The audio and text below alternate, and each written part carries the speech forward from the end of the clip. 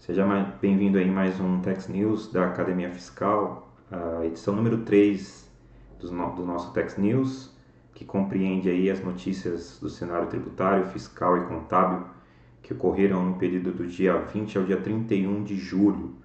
A gente vai mudar um pouquinho a sistemática para aproveitar melhor o nosso tempo, né, e levar essas informações de forma objetiva e com a nossa análise e comentários. E para isso a gente vai levar para vocês o Tax News agora sempre num período descendial, ou seja, as notícias que aconteceram do dia 1º ao dia 10, do dia 11 ao dia 20, do dia 21 a 31 e assim sucessivamente. Para quem não me conhece, eu sou o professor Eli da Academia Fiscal e a gente começa agora com os temas que a gente entendeu ser mais relevante no cenário fiscal, tributário e contábil que aconteceu aí nesse período do dia 20 ao dia 31 de julho. Então, o que a gente vai ver nesse Tax News? Nós vamos olhar e analisar algumas jurisprudências que saíram, jurisprudências importantíssimas no cenário, né? A primeira delas aí, não constitui fato gerador do ICMS o transporte de mercadorias entre estabelecimentos da mesma titularidade. Vamos falar um pouquinho disso. Vamos falar da decisão dos ministros que irão analisar as restrições para o aproveitamento de crédito ICMS, tá na nossa pauta aí também. A sentença reabre discussão sobre exclusão de PIS e COFINS sobre a base de cálculo do ICMS. Note que aqui é um pouquinho diferente, tá? A gente vai analisar essa decisão que é bem importante e reabre aí uma possibilidade de discussão de algumas decisões em sentido contrário que haviam sido proferidas. Aqui a gente está falando da questão da inserção do PIS e da COFINS na base de cálculo do ICMS. Tá? É o inverso da tese que prosperou no STJ, né, em sede de repercussão geral, que é a exclusão do ICMS da base de cálculo do PIS e COFINS. Aqui a gente vai falar um pouquinho dessa decisão que é o contrário, tá? Mas que basicamente segue aí a mesma linha, né? E por último, a discussão sobre COFINS em relação aos créditos e produtos monofásicos. Tá? Decisão que foi preferida favorável para o contribuinte, né, no STJ, porém também tem decisão em sentido oposto. E a gente vai ver como que isso vai ficar. Uma decisão bastante importante, está para ser decidido aí nos próximos meses, assim esperamos. Ok? É isso aí que a gente vai ver. Sem mais delongas, vamos aí para o primeiro assunto.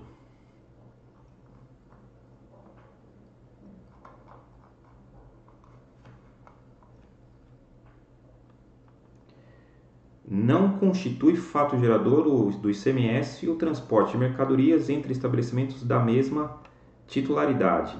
Então decidiu aí a decisão da segunda turma do STJ, né? Não constitui fato gerador do ICMS transporte de mercadorias entre estabelecimentos da mesma titularidade. Essa decisão, né, apesar de já ter uma súmula no STJ, a súmula 166, os estados continuam atribuindo em suas legislações internas, principalmente nos regulamentos, a obrigatoriedade da tributação do ICMS naquelas operações de transferência, onde a empresa titular faz a transferência dos seus produtos de estoque, né, de uma entidade para outra, de uma matriz para uma filial, de uma matriz para um centro de distribuição, de sua matriz para o seu outro estabelecimento da mesma empresa, né, no geral matriz filial, e essas operações elas são tributadas de acordo com o regulamento, a maior parte dos estados, né? O que ocorre? Essa decisão vai efetivamente dizer que como não há o caráter econômico da circulação da mercadoria, não há o que se falar em tributação do ICMS. O Estado defende que a tributação ocorre porque o fato gerador é a circulação da mercadoria, independente da sua natureza jurídica ou do caráter econômico da operação. Tá? O fato que esta decisão é uma decisão importante, porém, cabe aqui a nossa ressalva de que o contribuinte ele já não pode aí, sair deixando de tributar suas operações, porque essas decisões precisam ser muito bem analisadas, tem que ser uma decisão em sede de repercussão geral, e os estados, em tese, deveriam modificar suas legislações internas. Agora, para quem pretende encarar uma discussão judicial, é lógico, é óbvio que a jurisprudência nesse sentido vai dar todo o amparo. A nossa recomendação é tão somente que para dentro das empresas, quando se deparar com essa operação de transferência de mercadorias entre matriz e filial, continue fazendo a tributação, salvo se você tiver um amparo judicial para o mesmo. Perfeito? E aí a fonte, na notícia saiu aí no site da PET, né, no dia 29/7. Segundo caso, ministros analisarão as restrições para o aproveitamento de crédito ICMS. Essa já é uma discussão bastante antiga, que diz respeito à restrição imposta pela Lei Complementar 122 de 2006, que fixou aí uma data que sempre é prorrogada, e agora a data limite ela foi prorrogada novamente para 2033, tá? E versa exatamente sobre o direito do contribuinte exercer o aproveitamento de crédito em relação aos bens de uso e consumo, que hoje é vedado, né, em todos os regulamentos de todos os estados. Porém, os contribuintes ingressaram com ação dizendo que a lei complementar ela é uma lei complementar que não teria o poder de restringir tais créditos, uma vez que o princípio da não cumulatividade está aí inserido no corpo da Constituição Federal, e a Constituição Federal ela é soberana. Logo, a lei complementar ela não poderia vedar tais créditos da forma que vem sendo feito e postergando essa possibilidade lá para 2033, tá? Então, essa é uma decisão importante que está para sair aí nos próximos meses. Como que está a situação? Ministros vão julgar o tema por meio de um recurso especial, está aí o 601.967, e em breve nós devemos ter novidades sobre essa possibilidade do aproveitamento dos créditos, que aí vão abrir, né, outros questionamentos, caso a decisão seja favorável. Do meu ponto de vista, eu entendo que a corte deve caminhar para aquela decisão mais política, porque realmente vai representar uma fuga de receitas para o Estado, caso os créditos sejam permitidos. Mas do ponto de vista jurídico, eu entendo que não há realmente uma limitação, não deveria haver a limitação, porque o princípio da não cumulatividade determina exatamente isso, a possibilidade do aproveitamento de crédito nas operações anteriores, né? E a Constituição Federal não trouxe qualquer tipo de limitação em relação a tais créditos, e ela veio por meio de uma lei complementar infraconstitucional. Então, nos resta aguardar. E como que eu faço hoje? Continua do jeito que está, vamos aguardar, né, essas decisões para os próximos meses. Acredito que em breve a gente terá novidade em relação ao tema. Por enquanto, a gente sabe que os materiais de consumo não poderão ser aproveitados os créditos, que são aquelas aquisições classificadas no CFOP 1556 e 2556 no geral. Perfeito? Continuem fazendo da forma que está hoje, mas é importante deixar aí no seu radar de possibilidades de saving no futuro a recuperação desses créditos.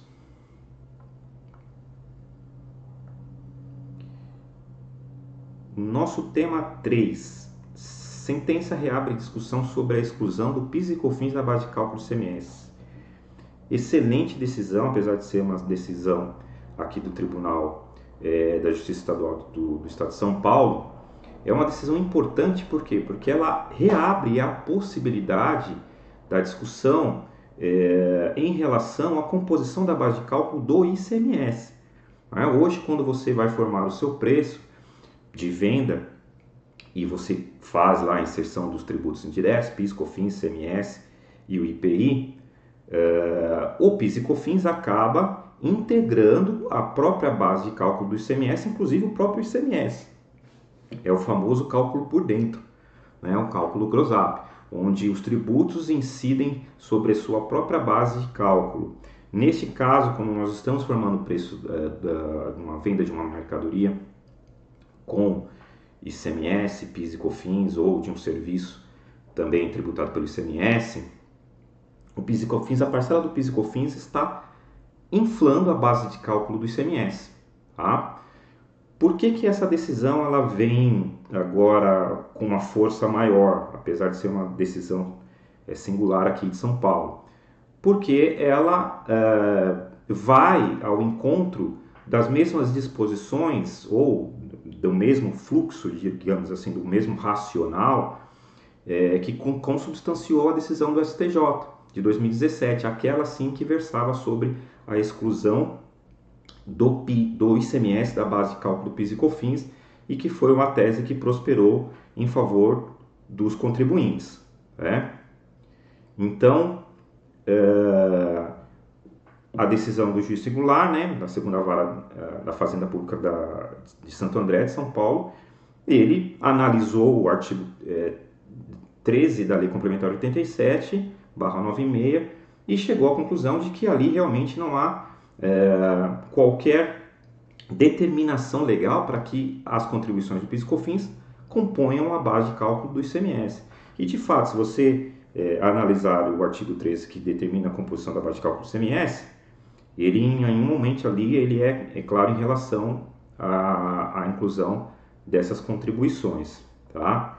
Então, para o juiz Marcelo Franzin, decisão favorável para o contribuinte, ele determinou que a Fazenda Estadual, no caso específico desta empresa, refizesse o cálculo excluindo o PIS e COFINS da base de cálculo do ICMS da cobrança. Possivelmente a ação ela versa sobre uma execução, né, um título executivo, a CDA, uma certidão de dívida ativa, em que o contribuinte, na sua defesa, pediu para recompor o cálculo, expurgando a parcela do PIS e COFINS da base de cálculo do ICMS. E foi determinado assim que assim o fosse, prosperando aí a tese do contribuinte. A Procuradoria do Estado de São Paulo diz que vai recorrer da decisão. Claro que ela vai recorrer, né? Porque é uma decisão deveras impactante. Então, vamos aguardar também o desdobrar desses recursos e dessas sentenças que podem vir na mesma linha, tomando como apoio a decisão do STJ, do STF, perdão, né? Em sede de repercussão geral da exclusão do ICMS da base de cálculo PIS e COFINS, e assim todas essas teses que versam sobre composição de base de cálculo, onde um tributo incide sobre a base de cálculo de outro tributo, a tendência é que, se seguir o mesmo racional e a mesma lógica jurídica, possivelmente os contribuintes acabarão vencendo todas essas demandas, porque há uma tendência realmente a expurgar o tributo da base de cálculo, que de fato é o correto a ser feito, né? Porque tributo ele não traz nenhum acréscimo patrimonial ou um ganho econômico na operação da empresa para que ela sirva de base de cálculo para outro tributo. Perfeito? Vamos aguardar uma decisão importantíssima e vamos aguardar aí o desdobramento dela nos próximos julgados. Perfeito? E vamos aí para o nosso último tema, que é a discussão sobre o crédito de COFINS nos produtos monofásicos com divergência no STJ. Então, entenda o caso. A discussão teve origem com a Lei 10.637 e a 10.833, né? Que trouxe lá no bojo também o regime da não cumulatividade, porém com algumas exceções aplicáveis ao tal do regime monofásico. O que é o regime monofásico? O regime monofásico é aquele em que há, para determinados produtos ou segmentos econômicos, né, determinadas atividades econômicas, a concentração da tributação do PIS e COFINS no primeiro elo da cadeia, ou seja, ou o importador ou o fabricante, ele tem ali alíquotas majoradas e ao vender para o revendedor, ele já tributa com uma carga tributária equivalente a toda a cadeia. É muito semelhante ao Instituto da Substituição Tributária. Aliás, ele tem uma característica de substituição tributária, porque eu acabo concentrando no primeiro elo da cadeia toda a carga tributária até a chegada do produto ao consumidor final. O fato é que esse regime do regime monofásico, nas operações subsequentes pelo revendedor, ele terá alíquota zero. Por quê? Porque lá na entrada ele sofreu uma tributação maior, que já atingiu toda a cadeia. Logo, a sua saída subsequente será tributada a zero. No entender dos contribuintes, essas aquisições que foram feitas pelo industrial, do industrial ou do importador, ela também geraria crédito. Então eu poderia tomar o crédito mesmo estando no regime monofásico com minha saída tributada alíquota zero, tá? Então essa é a discussão. Da onde nasceu essa tese e que o racional faz todo sentido? Nós temos alguns institutos de tributação diferenciada dentro do PIS e COFINS, o reporto, por exemplo, aqui a base foi o reporto, a lei 11.033, mas você tem o Repetro, você tem o REID, que são operações em que a empresa compra do industrial, ele toma o crédito e a saída subsequente dele está amparada por isenção, suspensão ou alíquota zero, ou não incidência. Tá? E nesses casos são permitidos a manutenção do crédito integral em relação às suas aquisições. Então, o que a tese apregou ao que? Ora, se eu tenho esses institutos em que eu compro de determinada empresa, tomo o crédito PIS e COFINS, mesmo que minha saída esteja amparada a isenção, alíquota zero ou não incidência, o princípio do regime monofásico é exatamente o mesmo. Logo, também para o regime monofásico haveria a possibilidade de garantir esses créditos em relação às aquisições. Tá? E essa é o cerne da tese. Né? E como que está a situação? Então nós temos